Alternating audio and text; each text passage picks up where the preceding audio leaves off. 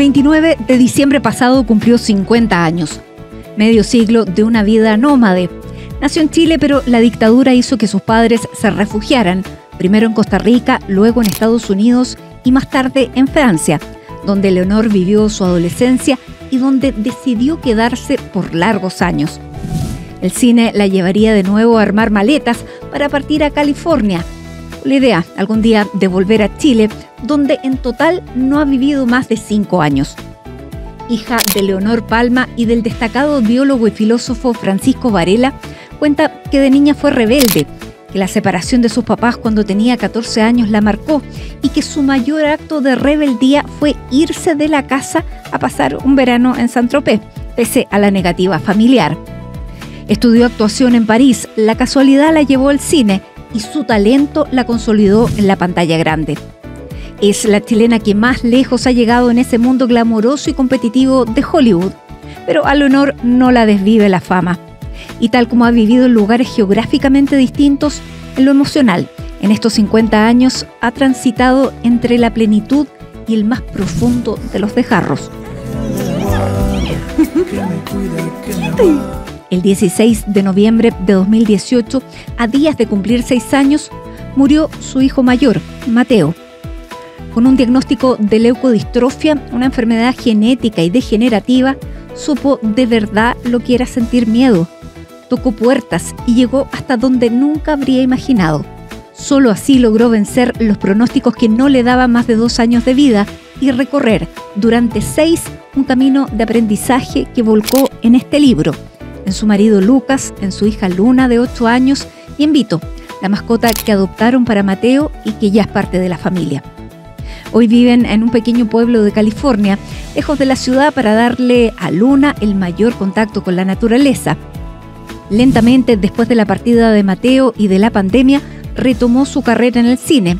El año pasado fue protagonista de una coproducción chileno-argentina junto a su marido y Benjamín Vicuña.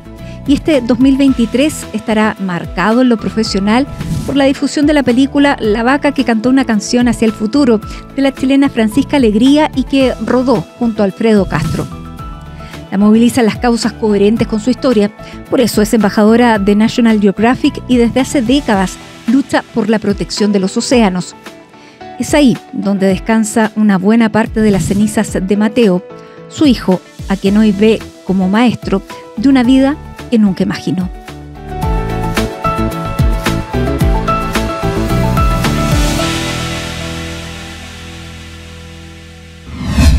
Leonor, muchísimas gracias por recibirnos en este escaso tiempo que estás en Chile. Así que gracias por recibir a todo el equipo de CNN Íntimo. Es un placer para mí, gracias a ustedes.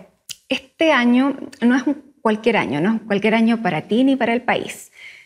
Cumpliste 50 años los últimos días de diciembre, un país, o sea, una fecha que está marcando también a Chile. ¿Qué han significado estos 50 años? ¿Es llegar a los 50 años a ser una inflexión? Sin duda. Yo creo que hay algo celular que pasa con este punto medio de los 100 años. De aquí es como todo cuesta para abajo, no. No, pero pasa algo como a nivel celular en que hay una desidentificación con los roles o las máscaras que uno ha usado en la vida. Y hay como un despojar de la imagen o de la carrera, de esta como de una cosa aspiración, de hacer cosas. Como que me defino más como libremente. Y yo creo que por eso es tan rico madurar. Uno va obteniendo una sensación de que no te importa tanto las cosas, lo esencial se vuelve más claro y hay un cierto grado de libertad en esa forma de mirar la vida. Ahora, cumplir 50 años, ¿qué te resuena más? ¿Hacer una revisión o ver qué es lo que quiero hacer en la próxima mitad? Lo segundo. ¿Y? Estoy en gestación, no te lo podría decir con claridad.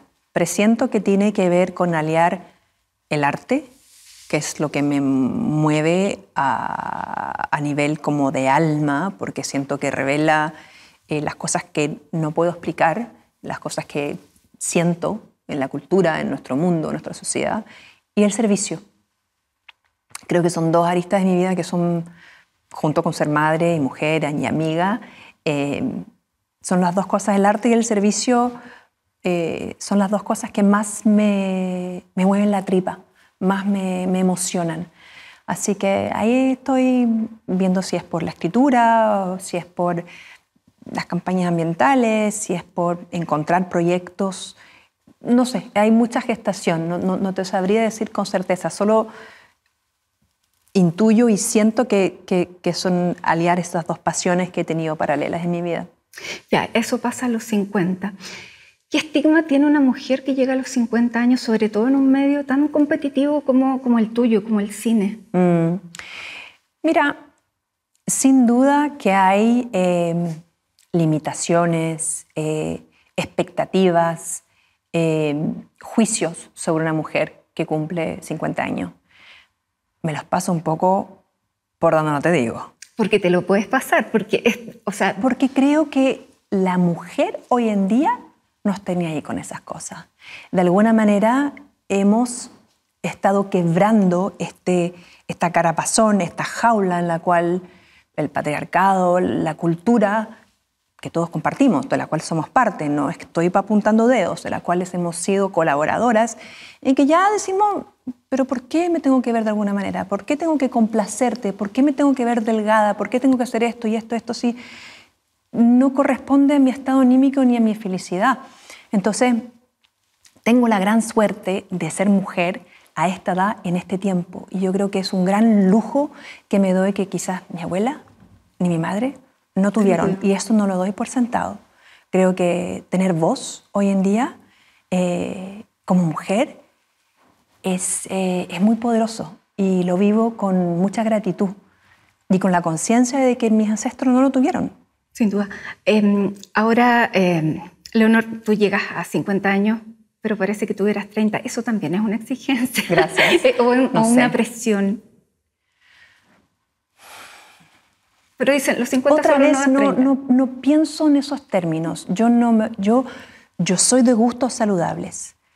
Me gusta levantarme en la mañana, me gusta no sentir, no me gusta tomar, no me gusta fumar, entonces no me gusta ir a carretear, soy fome. Entonces, todas esas cosas por ahí me benefician y me gusta el deporte, es parte de mi salud mental mover mi cuerpo. Mi placer pasa a través de moverme, movilizarme, vivir mis emociones. Entonces, creo que esas cosas contribuyen. Soy muy golosa, como mucho postre. Eso te iba a decir, ¿cómo se compatibiliza con la pasión por el chocolate?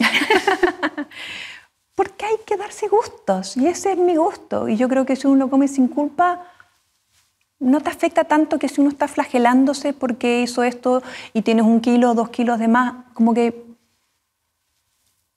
hay que ser libre y hay que disfrutarlo. Tampoco es que me mato, porque después sí como mucho, igual después como que me siento como con náusea y necesito darle a mi cuerpo mi descanso. Me escucho. Como y funciono de forma muy intuitiva. Y esa vocecita interna es mi compás y eso es lo que me gusta escuchar. Bueno, sin duda que además estamos en este tiempo que tú dices que no tuvo ni tu mamá ni tus abuelas, por cierto. También hay un movimiento de actrices que están llegando a esta misma edad y que están sacando la voz también porque esta experiencia es un plus que hoy se valora. La arruga hoy día tiene un valor, más allá que se vea o no se vea, porque hay algunas que son más o menos amigas del quirófano. Y está todo bien, a mí me parece que tiene que haber de todo, ¿no? ¿Tú eres amiga del quirófano? Mira, yo siento que ver a Michelle Yeoh ganarse un Oscar, ver a Jamie Lee Curtis tener una voz tan presente en los medios, ver a esta modelo Paulina que habla de no querer operarse, de decir yo voy a envejecer y no voy a permitir que tú me digas que yo no soy sexy. Yo soy lo que soy y ahí tú con tu opinión. Entonces creo que hay mucha representación que antes no había. Eso ayuda. Yo no soy muy amiga del quirófano, pero tampoco estoy en contra. Y creo que hay que hacer lo que uno le acomode. Y el que te enjuicie, chao. Eso pasa a los 50. Chao. No estoy ni ahí. Leonor, ¿cómo fue crecer con un papá tan inteligente, tan intelectual, tan pensante, cuando uno es chica? Mi papá y yo, durante mi infancia pequeña, tuvimos una relación muy fusional. Había mucha afinidad, mucho amor y como una cosa muy así como pasional. Creo que su ausencia por su pasión, por su trabajo, fue algo difícil para mí. Fue un padre que viajaba mucho, que vivía mucho en el mundo, en su mundo. La prioridad era su trabajo. Y eso es difícil para una niña. Yo lo padecí. A mí me hizo falta mi papá de chiquita, porque yo quería a mi papá y tenía muchos recelos con su trabajo porque me lo quitaba. Por eso a lo mejor buscaste algo súper distinto. ¿Ah? Por eso buscaste a lo mejor algo súper distinto. Seguramente, lo hablaré con mi terapeuta. ¿Pero qué te dijo él cuando tú le dijiste, papá, quiero el teatro es lo mío? Ah, tú me decías de mi profesión, claro. No de mi marido. Perdón. Que también no tiene una relación el claro. papá después con la búsqueda de la pareja, porque si uno se sintió postergada o abandonada, eso también repercute. Sin ¿A ti duda, cómo lo viviste sin duda. en la búsqueda de la pareja? Sí, a mí me costó un montón. Yo encontré a Lucas en mi vida a los 36 años, 37 años. Tuve una guagua a los 39, o sea, claramente tenía otras prioridades. Mi pasión por mi trabajo, al igual que mi padre, era lo más importante en mi vida. Y también seguramente me costaba mucho encontrar y elegir a la pareja que me hacía bien, que era buena para mí. El otro que me preguntaste al principio... Buscarse, claro. No, que elegir la carrera de actuación, si fue también ir en contra de toda esta intelectualidad de tu casa. Es que mi papá era muy fan del teatro. Mi papá me llevó a ver Madame Butterfly cuando yo tenía 12 años, cosa que nunca olvidé. Mi papá y yo compartimos, en París había un teatro que era de Peter Brook, que se llamaba Le Bouffe du Nord, que era un teatro del teatro vacío. Y íbamos a ver todo y alucinábamos. Y fue viendo una obra de Shakespeare ahí que yo dije, eso quiero hacer. Y fue una pasión compartida por mi padre. Mi papá me leía libros de chica antes de ir a dormir, y era el momento que yo más esperaba del día, y me leía Tolkien, me leía The Witch, The Lion and the Wardrobe, libros, y me llevaba a ver Indiana Jones, o sea, Star Wars. O sea, había una pasión por el arte que mi papá tenía. Mi papá era muy sensible y era de alguna manera un artista en su ciencia, un creativo, un enamorado de la creación, y de hecho hizo teatro cuando estaba en la Universidad Católica. Era su gran pasión. Entonces creo que de alguna manera, no sé, habré querido también complacerlo, hacer eso que él no hizo. Que me aceptara, que me viera haciendo algo que él amaba y que no hizo.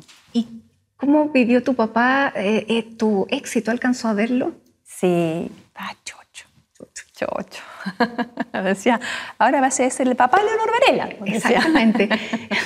Pero él se fue rápido también, o sea, sí. 53 años. Joven, ¿Cómo te dejó eso? ¿O cómo te fue preparando? No sé cómo se ve hoy. Fue difícil, fue súper doloroso para mí en esa época. Yo tenía mucho por compartir con mi padre y siento que la vida me lo arrebató. Y lo extraño mucho. Extraño mucho hablar con él, conversar con él. Fue difícil, fue muy difícil. Y sigo procesándolo. Yo creo que, como a menudo digo, yo creo que la pena no pasa. Yo creo que uno aprende a compartir con ella. Pero también mi papá partió de una manera, y fui testigo de verlo morir de una manera privilegiada, que es conscientemente, que es en la aceptación y que es como con integridad, con nobleza o con conciencia, con un despertar. Se fue sabiendo y diciendo, ok, esto es lo que me toca y lo voy a vivir plenamente, y creo que mi salida sea igual de íntegra que mi vida. Y creo que no hay mucha gente que hace eso hoy en día, que vive, y yo creo que la meditación y el trabajo budista que él tuvo toda su vida jugó un gran rol en eso, porque los budistas tibetanos tienen ese mantra de realmente prepararse a morir bien y aceptar la muerte con conciencia, no como nosotros que pretendemos que somos, voy a vivir para siempre, soy infinito. ¿Y tú no heredaste esa espiritualidad budista? sino que eres cristiana, católica. No soy católica. Cristiana. Sí, no, tampoco. A ver, una de las afinidades que yo tenía con mi papá es mi sensibilidad y mi espiritualidad. Yo me considero más una persona espiritual que religiosa. Y hago la comparación de la diferencia de las palabras porque yo no sigo ningún dogma. Yo efectivamente, en vez de encaminarme por el budismo al cual estuve expuesta toda mi infancia, yo tuve mi despertar espiritual con Jesús y con María. Y aventuré en el cristianismo, pero no me hallé en la iglesia. Fue muy difícil para mí encontrarme con el dogma humano, la parte clerical del asunto. Claro, el orden. Y después experimenté y estudié Kabbalah, como el misticismo judío. Después o sea, hay me un fui a India, bien interesante en me fui a estar en ashrams y a estudiar el hinduismo, practico yoga. ¿Tú crees en la reencarnación, por ejemplo? Sí. ¿Y te has hecho regresiones? Sí. ¿Y dónde te llevó? Son largos temas, bastante como demasiado intensos para conversar acá. ¿Pero te hace sentido? Sí, totalmente. Yo no tengo ninguna duda y como que mi convivir con mis ancestros y con los seres queridos que se han ido es una parte de mi práctica espiritual. Yo lo siento muy presente, yo no tengo ninguna duda que están y lo siento. Y yo creo que mi roce continuo con la muerte me ha hecho una persona que tiene ese velo más fino, ese velo que quizás nos separa del otro lado, de los otros mundos, lo tengo más imperceptible y puedo ir y venir más fácilmente. Soy muy sensible a toda esa parte de lo que existe en la vida. Bien. Leonor, vamos a hacer una pausa. Estamos muy profundas, pero vamos a hacer la pausa. Sí, y vamos a volver para conversar de Hollywood, de lo que significa, de Cleopatra, de cómo viviste esa época de tanto glamour, de George Clooney, no sé. Así que hacemos la pausa y ya regresamos con CNN Íntimo junto a Leonor Varela.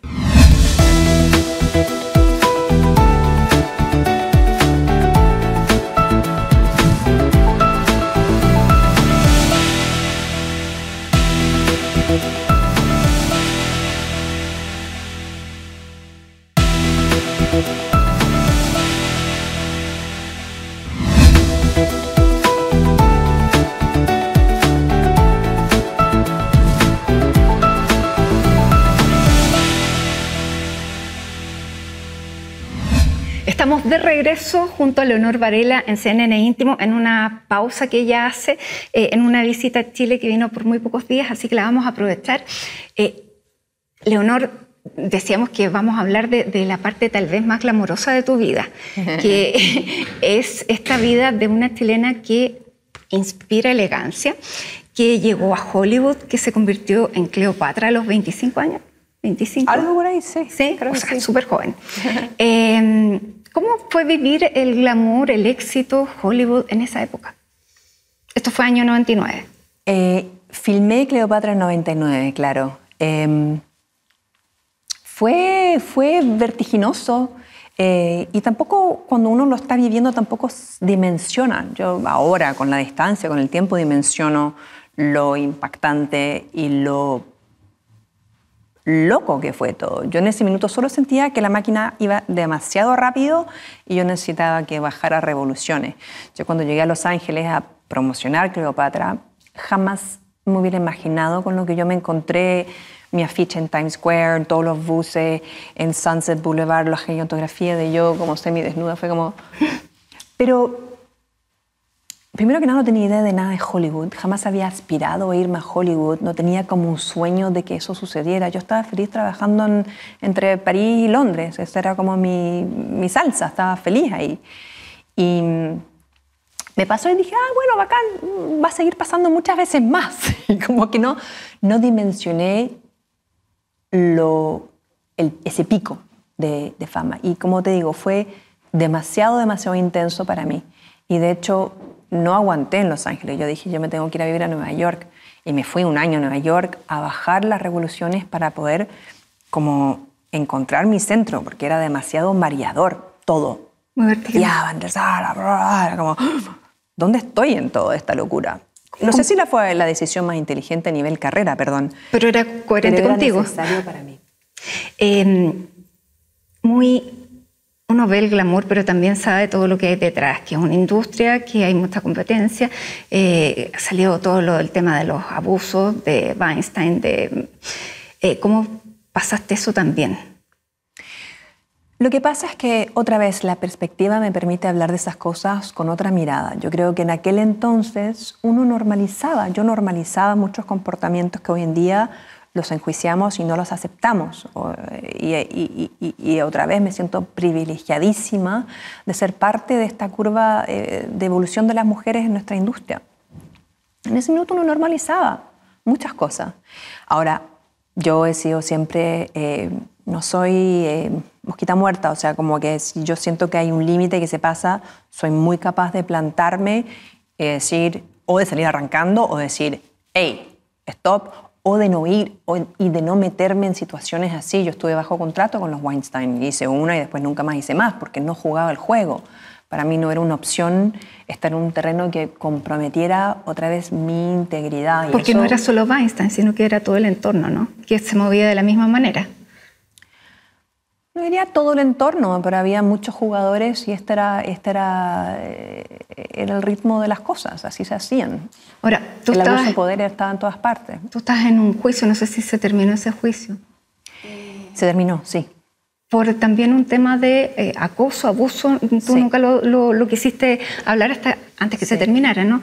Sí. ¿Qué fue? Sí. No lo quise hablar porque en aquel minuto lo hice de forma privada, porque estaba viviendo con mi hijo y la verdad que no me daba el cuero para exponerme más, pero tampoco quería dejar a las mujeres que se estaban querellando solas. Quería darles mi apoyo y corroborar que a mí también me pasaba algo en ese minuto. No tengo ganas de dar detalles, no es algo que me interese en este minuto. Pero sí te puedo decir que sufrí un ataque y fui capaz de arrancar. Y en esa época yo también normalicé mucho esa situación. Dije, bueno, es normal. Claramente no me dieron el papel porque no jugué el juego. ¿Qué año fue eso? Para ver la perspectiva. ¿Qué año fue? ¿Sabes qué? Tengo una nebulosa con los tiempos y como que no retengo años, así que no te enojes si todavía algo vago. Debo haber tenido 29, 30. Ya, no quieres dar detalle. No. ¿Es conocido? Sí. ¿Cómo terminó el juicio? No bien. Perdimos. ¿Qué significa eso cuando uno denuncia una agresión así, que la justicia no te reconozca? No es en Estados Unidos, ¿no? Es en Europa. Y yo creo que claramente algunos países europeos todavía no están a la par con lo que está pasando en Estados Unidos. Fue doloroso, me dio mucha rabia y también lo solté. No es algo, por eso no es algo en el cual yo me quiero atardar. Uh-huh. Ahora, sigamos porque avanzaba el reloj biológico y tú, más que casarte, tú querías ser mamá. Sí. Ya. O sea, sí, me hubiera encantado, quería encontrar a mi pareja, pero si no la encontraba iba a ser mamá sola, eso lo tenía clarísimo. Clarísimo. Estaba en esa cuando conocí a Luca. Y le dijiste, yo quiero ser mamá. Crear una familia, no sé cómo le dijiste. O sea, una vez que la relación como que vimos que era en serio, le dije, mira, antes de ir más allá, yo quiero que sepas algo. Yo tengo esta edad y para mí es una prioridad tener un hijo. Es algo que realmente anhelo y deseo y si a ti no estás listo, yo te entiendo, te libero, o sea, pero estas son mis condiciones. Puse las cartas sobre la mesa muy claramente. ¿Cuánto tiempo de haber iniciado la relación propiamente tal quedaste embarazada? ¿Como el año? Ya, ¿Año y bien. medio? Sí. No había más que esperar. O sea, ya, sí, uno ya sabe esa edad. Sí. ¿Qué significó que ese deseo, el deseo tal vez más profundo, viniera cargado de un dolor tan grande, Leonor? Fue súper difícil, me rompió el corazón, pensé que me volvía loca, pero también entendí que es lo que estaba frente a mí. Y la vida es así, te da cosas y uno o pelea contra la vida o fluye. Y había que fluir con ese dolor, había que sentirlo y había que armarse porque había un pequeñito que me necesitaba. Yo no me podía quedar en el suelo. Me tenía que levantar y tenía que darle lo mejor de mí y lo que traté de hacer toda mi vida. Leonor, entrar en una situación como esa, vivirla, te lleva a posiciones que tú no esperabas. Por lo pronto, digamos, la curva de la carrera toma una dirección distinta.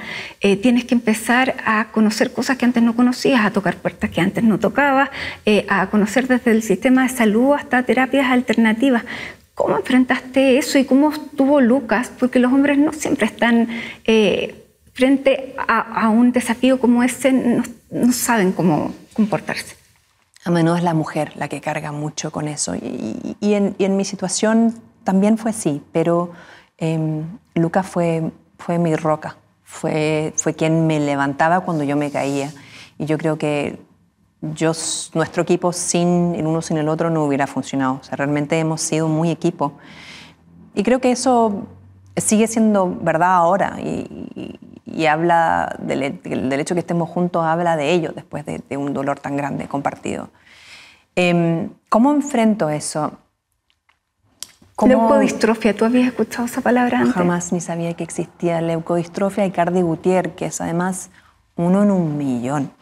1 en 1 millón. O sea, en el embarazo jamás hubiéramos pensado que hubiera un problema así, pero una vez que Mateito llegó, me di rápidamente cuenta que las cosas eran muy difíciles y había muchos problemas. Y los problemas no se iban suavizando, se iban agudizando. Y tuvimos un diagnóstico a los 4 meses y nos dijeron, por suerte tuvimos un diagnóstico, porque muchas veces no se diagnostican estas cosas. Y nos dijeron, tiene 1 año de vida, así, tal cual. Y ese fue yo creo que ese fue el golpe más duro de recibir. Y una vez que eso sucede, nos dimos un momento para tener perspectiva, para poder procesar. Por suerte estaban nuestras familias ahí, yo agradezco mucho, hubiera estado mis suegros, mi mamá, estaban ahí y nos pudieron contener. Los médicos te dijeron morfina, la casa. ¿Para ti nunca fue una opción? No, porque... A ver, de alguna manera haber sido la hija de mi padre también me dio herramientas para poder navegar el mundo médico. De alguna manera la habilidad de comprender lo que yo estaba estudiando, lo que yo me puse a mirar de cerca y a entender, por un lado, la capacidad de inteligencia o mental de poder volverme enfermera de alguna manera, volverme la persona de punta, de cabecera de todos los temas médicos de mi hijo y la persona que además buscaba todas las cosas alternativas que iban a reemplazar el diagnóstico. Porque yo dije, no lo acepté, dije, y no sé si no lo acepté porque me negué o no sé si lo acepté porque intuí que no era verdad, no lo sé. Porque con mi hijo siempre tuve una habilidad de escucharlo sin palabras, de saber lo que él quería. Y si él me decía que él quería comer, yo le decía, él no va a tener un tubo. Me decía, no, es que tiene que tener un tubo gástrico porque si no se puede asfixiar. Nunca se asfixió, nada, nunca ninguna neumonía, nunca nada. Entonces él me decía muy claramente, yo quiero aprender a caminar. Y vamos a aprender a caminar. Y caminó. Y él fue al colegio. Y fue al colegio. Y hizo todas las cosas que me dijeron que no haría. No porque yo lo empujé, pero sino que yo pude escucharlo a él. Mateo nunca habló. ¿Cómo lo escuchabas?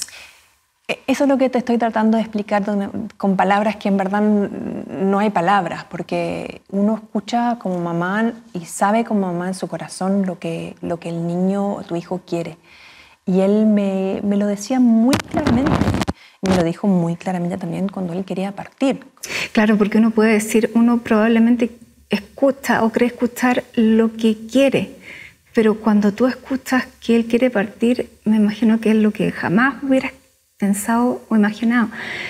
Yo le decía mucho, yo le decía todo el tiempo, sin palabras también, porque uno, no sé, telepatía, no sé cómo se llama, es esa habilidad que tenemos las madres para estar completamente en sincronía con nuestros hijos. Y la madre sabe si a 1000 kilómetros le pasa algo a su hijo. Eso es esa conexión del amor incondicional, del amor completamente a la devoción del otro.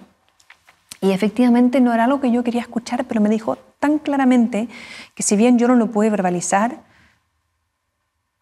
le dije que eso lo iba a respetar y me dediqué el tiempo que él me dio a poder dejarlo ir de la mejor manera que yo podía, con amor y diciéndole que yo iba a estar bien, que la familia iba a estar bien y que él se fuera tranquilo, igual que se fue mi papá, que se fuera en paz. Leonor, pero tú justo antes, lo leí en tu libro, vendieron la casa porque hiciste un viaje a Malasia para que a él le inyectaran células madres. ¿Qué buscabas en ese tratamiento y cómo fue, no sé, el contraste, la frustración? Él caminó justo después de ese tratamiento. Fue ahí donde él caminó. Entonces lo que yo buscaba era darle alguna oportunidad para que él pudiera desarrollarse en su vida, hacer las cosas que él quisiera. Y fue en ese momento que lo logramos. Entonces, es muy difícil hacer como redondear que eso hicimos bien, que no hicimos bien, si eso sirvió, si no sirvió, si fueron así los tiempos, jamás lo voy a saber. Pero ¿tú sientes que lo hiciste todo? Sin duda. Todo. Esa es una tranquilidad, por cierto. Sí. Yo no dejé nada bajo la manga, nada, lo di todo. Y sé que él también, Ahora, tú siempre lo escuchaste, lo sigues escuchando. Eso no se va nunca. ¿Él sigue soñando con él? A veces. Me visita esporádicamente en los sueños. Pero yo no hay un día que yo no me levante sin saludar a mi papá, a mi hijo, a mi abuelo, a mi abuela, a mis bisabuelos, todos. Bueno, parte de las cenizas de Mateo están en Monte Grande con tu papá. Parte de las cenizas están en Monte Grande, parte de sus cenizas están en el mar y parte de sus cenizas están aquí. Van contigo. Sí. Lo quisiste llevar así. O sea, el libro fue una conversación entre tú y él.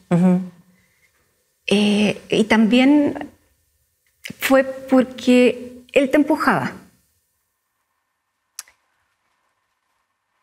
Era mi manera de estar con él. Era mi manera de sentarme a procesar lo que estábamos viviendo, sintiendo y a poder encontrar un espacio para existir juntos. Esa comunicación se fue ajustando a la ausencia de su cuerpo y en ese espacio lo encontré. Entonces me dediqué a estar ahí. ¿Cómo fue la relación con Luna, que vino después, nació después? Ustedes se atrevieron a tener otra guagua. Y también uno dice, es injusto para el niño que viene sentir que toda la energía de sus papás está en el hermanito enfermo. ¿Cómo hicieron para que ella no sintiera eso? A ver, ella nace casi un poquito menos de 2 años después de Mateo. Ella nace también de una petición de él. Él me dijo, quiero que tengan otro hijo, quiero un hermanito, una hermanita. Y en aquel entonces yo lo interpreté como, bueno, él quiere a alguien para que le ayude a desarrollarse, para que le ayude a aprender a caminar, para poder ver cómo lo hacen otros. Pero él tenía otro plan. Él quería, yo creo, que yo no me quedara sola cuando él se fuera o que él viviera ese amor porque se adoraban. Había una especie de... Él podía estar con mucho dolor, muy incómodo, y entraba a su hermana y se le iluminaba todo su ser, la verdad. Y ella le acariciaba la carita, o sea, ese amor a mí me... ¿Cómo está ella? Luna hoy día tiene 8 años. Hermosa, tiene 8 años ahora. Y ella, por suerte, tuvimos la habilidad, teníamos ayuda, primero que nada, que fue un gran privilegio poder tener a 2 personas que vivieron con nosotros, que amo hasta el día de hoy, que quiero y a las cuales agradezco mucho, porque fue un apoyo fundamental para que yo siempre tuviera mi tiempo con Luna. Yo la amamanté hasta casi los 2 años, yo la acostaba todas las noches, Yo pasaba tiempo sola con ella todos los días y es verdad que mi energía estaba mucho más abocada a mi hijo, pero nunca dejé de darle a Luna un espacio. ¿Cómo sobrevivieron con Lucas? Porque esto fue un terremoto. Digo, No sé como cómo pareja. responderte a esa pregunta. Eligiéndonos una y otra vez todos los días y respetándonos que nuestro dolor y nuestro proceso de pena iba a ser diferente, que hay momentos en que él iba a estar roto y hay momentos que yo iba a estar rota y que uno no enjuicia al otro porque no procese su pena como uno. Yo creo que muy a menudo lo que pasa entre parejas que viven un dolor tan grande es que cómo no puedes estar compartiendo un dolor que yo siento ahora y uno enjuicia al otro. Yo creo que nos permitimos mucho respeto a vivirlo como había que vivirlo y hasta el día de hoy sigue siendo así. Yo lo escribí, yo lo viví muy intensamente y los hombres lo viven de forma diferente y él lo está procesando hasta el día de hoy de forma muy diferente. Pero yo eso no lo trato de controlar. Y ya cada uno retomó su vida profesional. Eso... Sí, recién hace como 1 año, 2 años hemos estado retomando nuestras pasiones más personales y nuestra habilidad de abocarnos a lo que hacemos. Sí. Claramente hay otra Leonor después de una experiencia como esta. Uh-huh. Me gustó más. ¿Sí? Sí. Si te hubieran dicho que ser mamá traía todo esto. No hubiera cambiado nada. Leonor, vamos a hacer una pausa, la última, aquí en CNN Íntimo, y volvemos con más.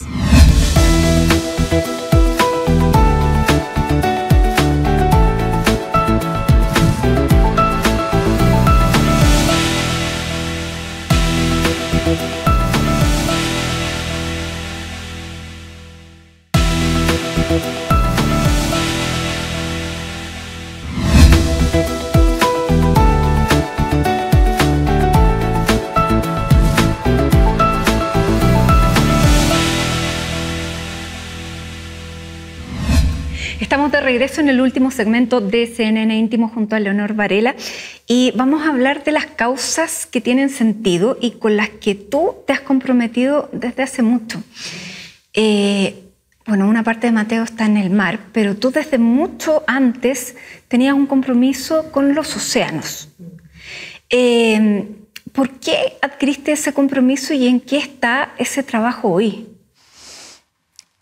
Antes de hacer como este activismo ambiental en Chile, yo me acuerdo, me junté con un amigo que era activista medioambiental y le dije, yo quiero hacer cosas, yo necesito también ser parte de algo más grande que yo. Sentía ese impulso. Me dijo, tienes que buscar lo que te toca en lo profundo. Y fui a Panamá a hacer una expedición con los indígenas Kuna, a traerles agua potable y fue una experiencia linda.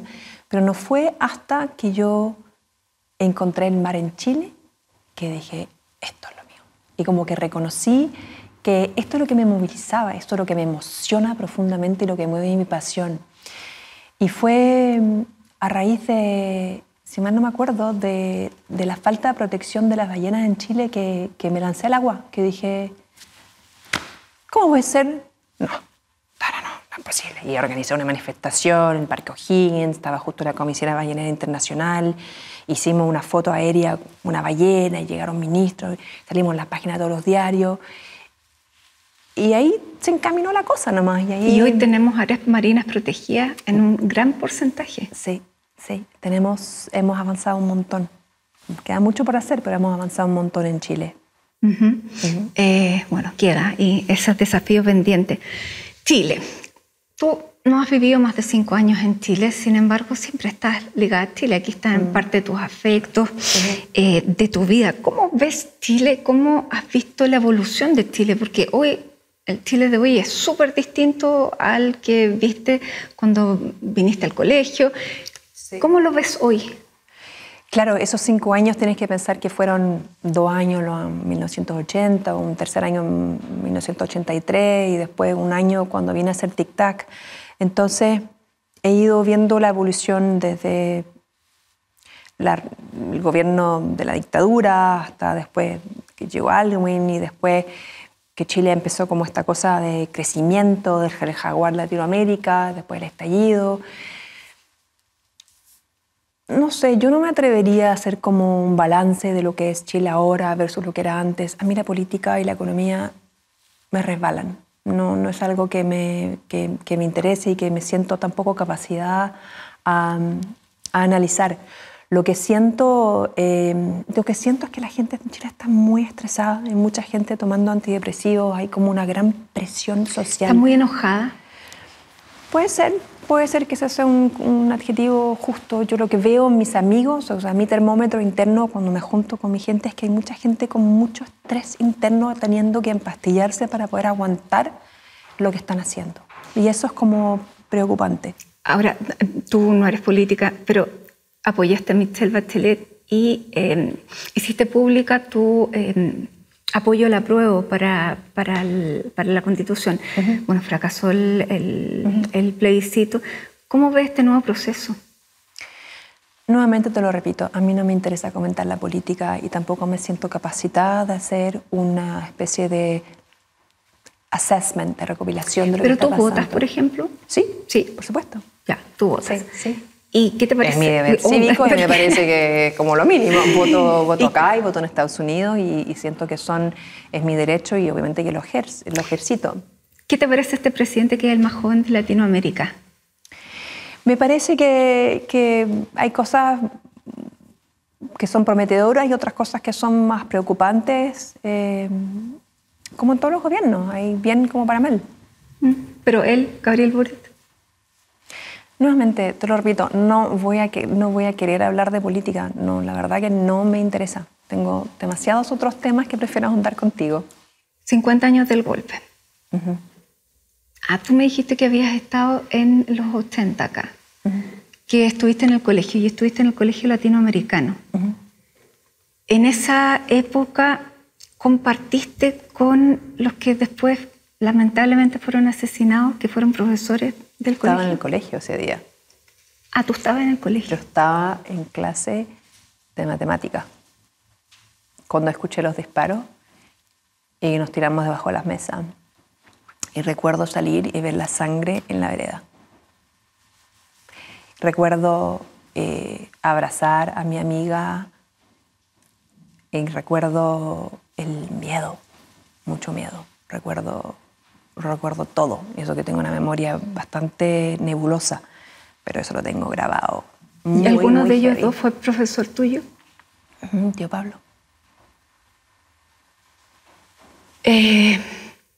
Tu abuelo es detenido desaparecido. Uh-huh. Es papá de tu mamá. Sí.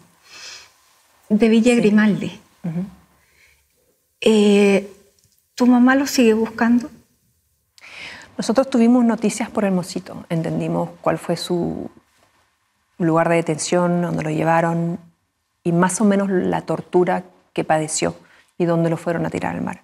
O sea, tuvimos, no sé si un cierre, pero de alguna manera información suficiente para entender lo que habían hecho de su cuerpo y lo que había sufrido mi abuelo Daniel Palma. Uh-huh. Bueno, seguramente vienen muchos actos, conmemoraciones. Cada persona tiene una visión distinta de lo que fue esa época. Uh-huh. ¿Cuál es tu reflexión? No olvidar, honrar la memoria, sacar conclusiones, recordar, apoyar los derechos humanos. Este año hay un plan de búsqueda que se centra en los detenidos desaparecidos. ¿Qué significa tener un abuelo que desapareció? Y lo importante que es saber su destino. Significa que yo de chica vi mucho a mi abuela sufrir mucho. Para ella fue muy difícil que el amor de su vida desapareciera y no saber nunca. Ella fue una persona que cargó con ese dolor que me es muy palpable. Significa que vi una mamá que a los 27 años se le murió el padre.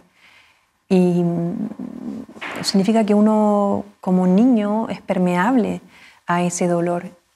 Y significa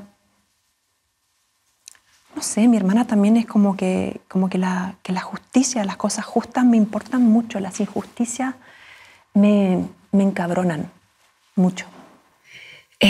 Leonor, ¿quisieras vivir en Chile alguna vez? No. No. Bien sincera, No, ¿no? digo que no por ahora.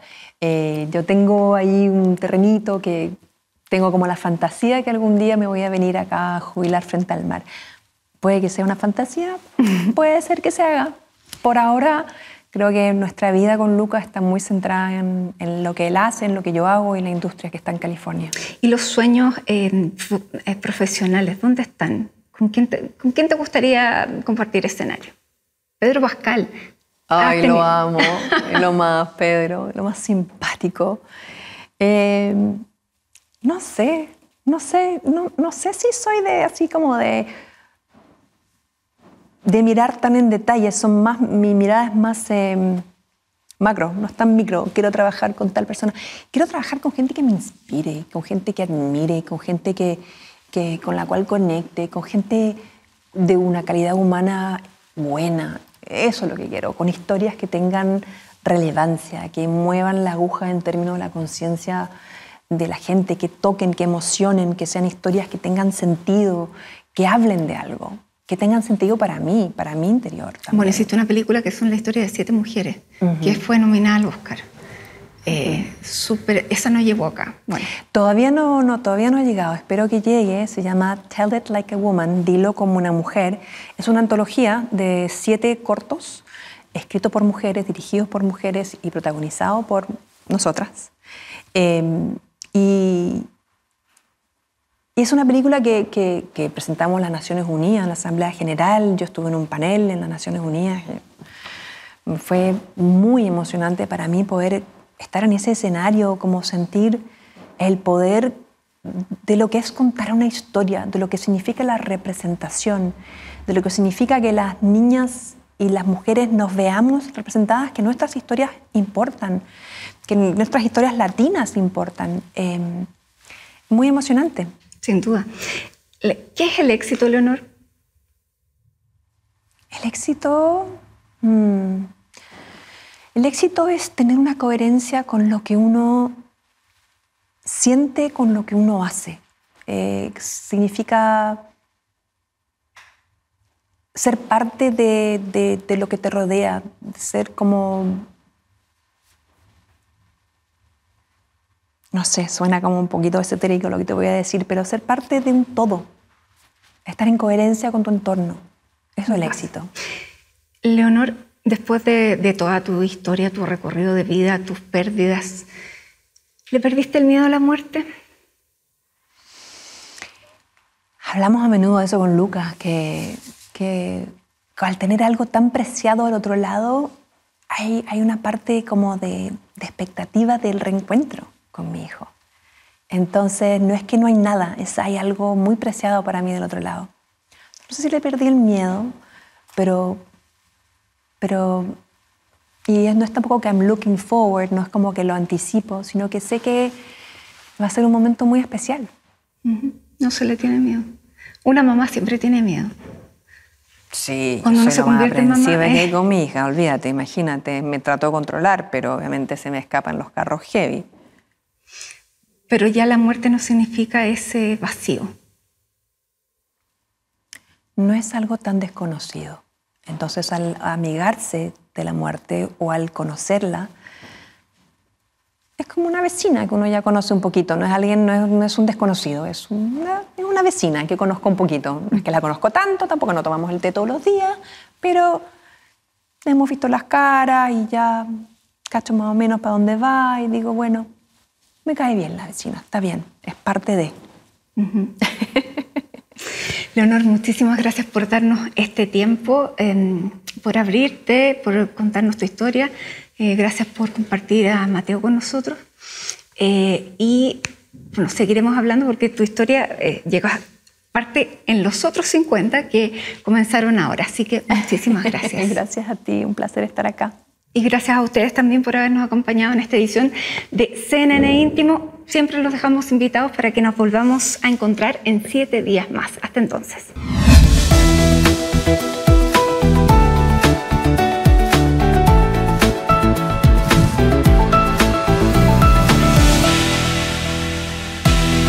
Chao.